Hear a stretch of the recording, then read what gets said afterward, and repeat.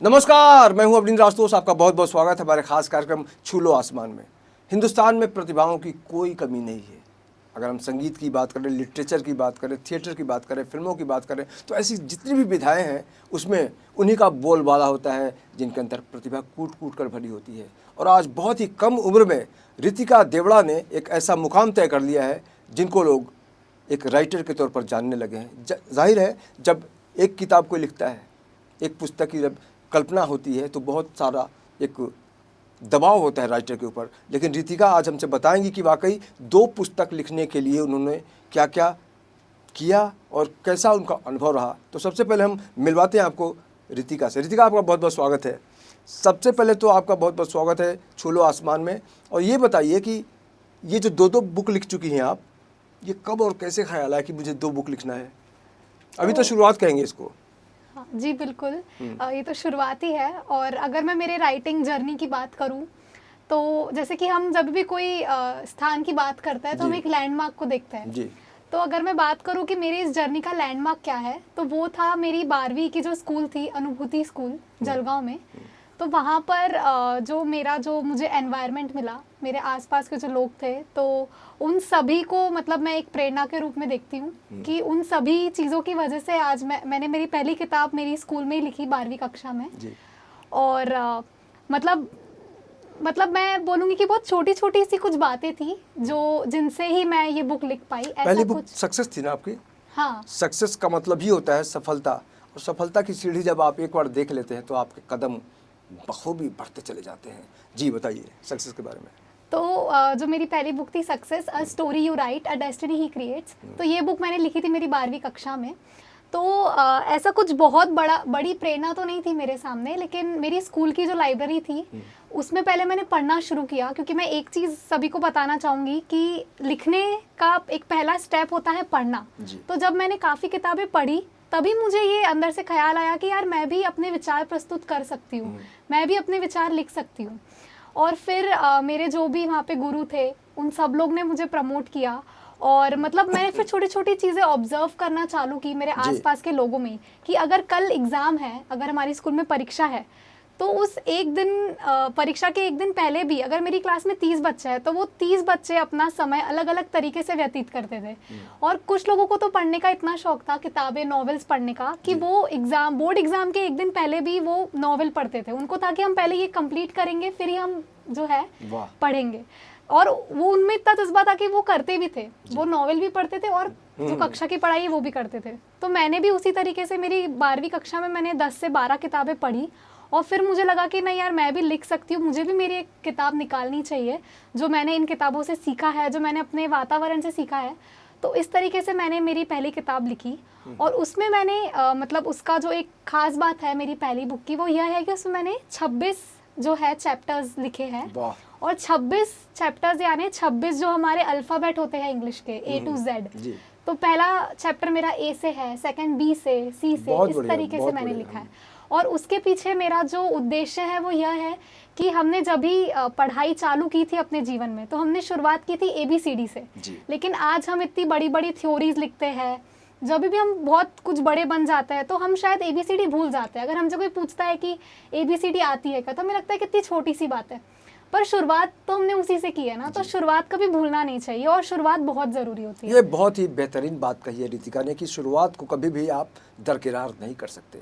अगर आप जिस ज़मीन से उभर कर आ रहे हैं सामने, अगर उसको आप भूलने की धृष्टता करते हैं, यानी गुस्ताखी करते हैं, तो जाहिर है आपकी यात्रा पर कुछ भी हो सकता है। कुछ अलग अलग तरीके से लोग आपके ऊपर छींटाकशी कर सकते हैं। लेकिन एक किताब लिखना, रितिका आपके घर में भी किसी ने किताब वगैरह लिखी आपसे पहले? नहीं, घर में तो छोड़िए, मतलब मैं जैसे बुरहानपुर से बिलोंग करती हूँ, मध्य प्रदेश में, बहुत छोटा सा जिला है।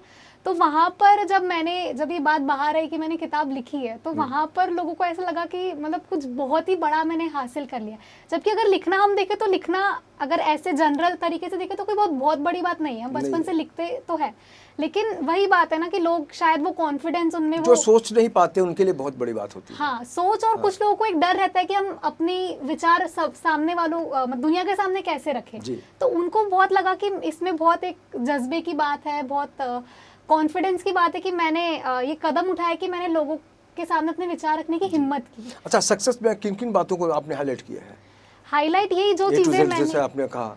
हाँ, तो मैंने जो चीज़ें अपने आजू बाजू देखी, जैसे कि अक्सर हम अगर कुछ एक चीज़ हासिल नहीं कर पाए लाइफ में तो हम उसके बारे में सोचने लग जाते हैं, जिसको हम रिग्रेट बोलते हैं। तो मैंने एक चैप्टर आर से रिग्रेट पे डाला है, फिर ए से जो मैंने चैप्टर डाला है वो मैंने वही डाला है ऑलमोस्ट एंड ऑल, कि हमें लगता है कि अगर 99% हमने कुछ कर लिया तो, पर फिर भी एक फ़र्क होता है ना 99 और 100 में, तो हमें कोशिश हमेशा करनी चाहिए कि हम 100 तक जाए। सचिन तेंदुलकर के लाइफ का सबसे बड़ा क्षण जो होता था खतरनाक, वो 99 पर जब अटकते थे वो तो दिग्भ्रमित हो जाते थे, और आज दुनिया जानती है उनकी जो प्रतिभा है। जी, तो इसी तरीके से मैंने बहुत छोटी छोटी बातें जो हम लाइफ में हम सभी चेंज कर सकते हैं, बदल सकते हैं, मैंने उन्हीं बातों को हाईलाइट किया है कि अगर हम इन्हीं 26 छोटी छोटी एकदम मामूली सी बातों को भी पकड़े तो सक्सेस हमारे हाथ में ही है और कहीं है ही नहीं, हमारे आसपास ही है। बिल्कुल, जिस तरह से फूलों को हम जोड़ के माला बना लेते हैं, उसी तरह से शब्दों को जोड़कर हम एक स्टोरी तैयार कर सकते हैं और दुनिया को बता सकते हैं कि हमारी जो भावना है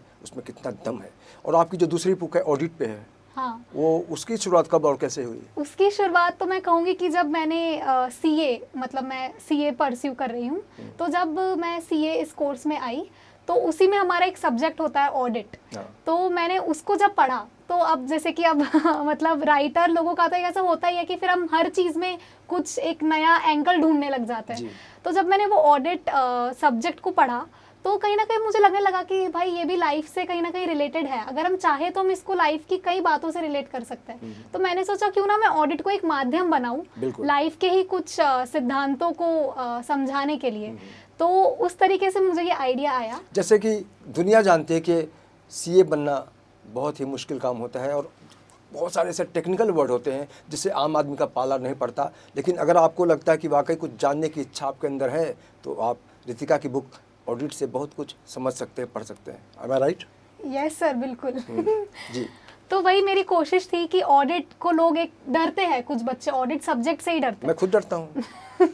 तो मेरी कोशिश यही थी कि क्यों लेकिन ना डर के आगे जीत है। वो तो है, बिल्कुल। वही तो मैंने उस सब्जेक्ट में कुछ ऐसा आनंद लेने के लिए मैंने सोचा कि कुछ नए तरीके से इस सब्जेक्ट को पढ़ा जाए। तो पता नहीं क्यों मैंने उसको अपनी रियल लाइफ से ही रिलेट कर लिया और मैंने सोचा कि क्यों ना ये अच्छा आइडिया है, मैं बाकी सबसे भी शेयर करूं। तो मैंने उसी तरीके से वो बुक लिखी है, ऑडिट को हमारी रियल लाइफ से कनेक्ट करते हुए। बिल्कुल।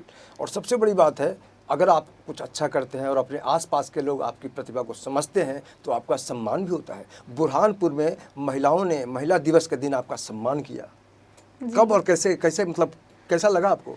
वो मतलब एक बहुत ही मतलब ऐसा कभी लाइफ में सोचा नहीं था कि इतनी कम उम्र में मैं कुछ ऐसा कर पाऊंगी, या फिर मतलब लिखने का शौक तो मुझे था बचपन से, पर मैंने कभी ये भी नहीं सोचा था कि मैं मतलब एक बुक मेरी छापूंगी खुद की और लोग समझेंगे मेरे आजू बाजू कि उसका महत्व क्या है कि मैंने इस उम्र में अगर बुक लिखी है।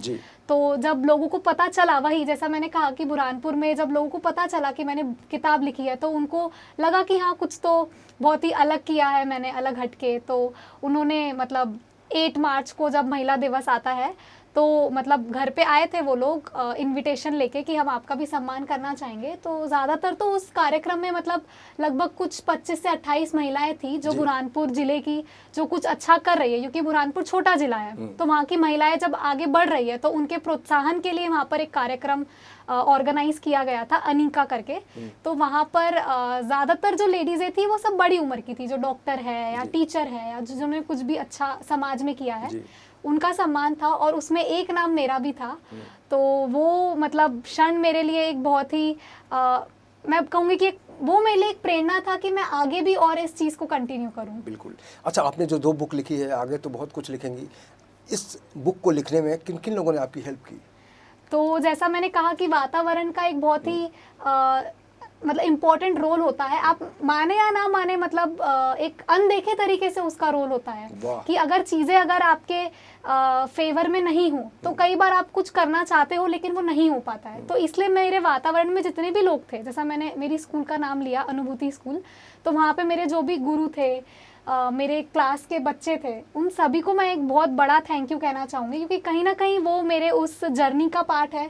तो जाहिर सी बात है कि वो मेरी इस बुक का भी पार्ट है और इसीलिए मैंने मेरी बुक में मैंने जो एक्नॉलेजमेंट होता है मैंने उसमें भी चाहा है कि मेरे गुरुओं को मैं धन्यवाद दूं। बिल्कुल। और आने वाले दिनों में जिस तरह से बहुत सारी उम्मीदें होंगी आपकी, क्या क्या करना चाहती हैं, क्योंकि अभी सीए की पढ़ाई चल रही है आपकी। हाँ, तो सीए की पढ़ाई तो चल ही रही है, पर मेरा मानना यही है कि मैं कोई भी एक ही कोर्स में या एक ही चीज़ में मैं नहीं रहना चाहती हूँ। मैं चाहती हूँ कि मैं समाज को भी कुछ दूँ और मतलब समाज के लिए भी कुछ करूँ, अपनी कम्युनिटी के लिए भी कुछ करूँ। तो मेरा विचार यही है कि सीए तो मैं सक्सेसफुली कंप्लीट करना ही चाहूँगी। बिल्कुल। तो वो तो मैं कर ही रही हूँ।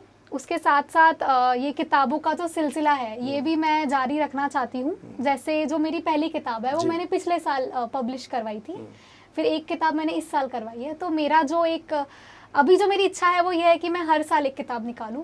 तो जो मेरी अगले साल आने वाली किताब है वो भी ऑलमोस्ट मतलब मेरी हो चुकी है तैयार। जी। तो मेरा एक ये रहेगा कि मैं कोई भी पढ़ाई करूँ, कुछ भी करूँ, लेकिन एक किताब हर साल मेरी आए बहुत जिसमें मैं अपने रोज़मर्रा की ज़िंदगी से ही कुछ बातें समेट कर सबके लिए रखूँ, और जिससे कि जो मेरी उम्र के जो यंग लोग हैं वो भी, युवा जो है वो भी उससे प्रोत्साहित होकर कुछ अच्छा करे और हम एक बिल्कुल। बेहतर देश और एक बेहतर दुनिया स्थापित बिल्कुल, करें। वाकई जहाँ चाह होती है वहाँ राह भी हो जाती है। और सबसे बड़ी बात है कि जो लोग बेटी के प्रति नज़रिया गलत रखते हैं उनको रितिका से सबक लेना चाहिए, सीखना चाहिए। बेटी बचाओ, बेटी पढ़ाओ, तभी ये बेटी देश का नाम, दुनिया का नाम रोशन करेगी, क्योंकि बेटी है तो घर में सुख है, शांति है और खुशी है। तो हमसे बात करने के लिए बहुत बहुत शुक्रिया, और आने वाले दिनों के लिए बहुत बहुत शुभकामनाएं। आप आगे बढ़ते रहें और आपका नाम बढ़ता रहे। Thank you sir. तो इस खास पेशकश में इतना ही। बाकी की खबरों के लिए आप देखते रहे इन 24 न्यूज़, और मुझे पूरी टीम के साथ दीजिए इजाज़त। नमस्कार।